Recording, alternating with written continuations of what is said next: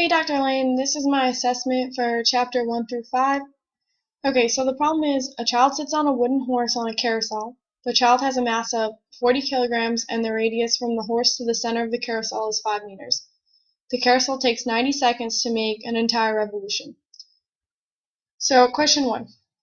What is the rate of change of direction and momentum for the child?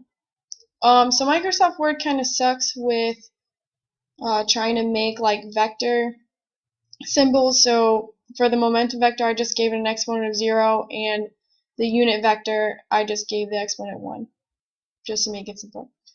Okay, so question 2 is, what is the rate of change in magnitude of momentum?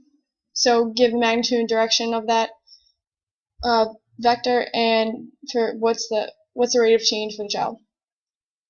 Question 3 is, what is the Fnet for child?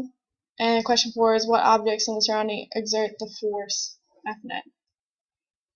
So if you look over here, here are my answers. So number 1.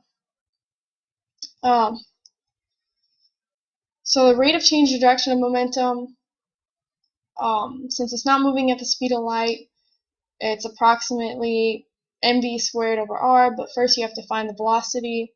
So I did the velocity as the distance that the child goes around the carousel over the time it takes to make that one revolution. So that's the circumference of the circle, which is 2 pi r, and then over the time it takes.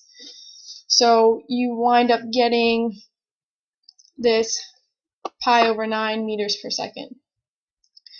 Then if you plug that back in for mv squared over r, you wind up getting 8 pi squared times kilograms times meter over 81 seconds squared. And that's the rate of change of direction for the momentum. It's the perpendicular component of momentum, of the change in momentum, and it's also the perpendicular component of Fnet. So question 2, the rate of change of the magnitude of momentum is 0. That's if you assume that the carousel is going at a constant speed. This is the parallel component of momentum, and it always faces towards the center of the kissing circle, or the circle of the carousel. And number 3, Fnet is,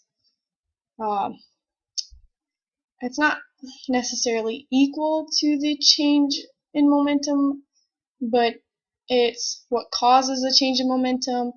And since the parallel component was equal to 0, the only other component you have is the mv squared over r, the rate of change of direction, and that's equal to 8 pi squared over 81, and then newtons for force.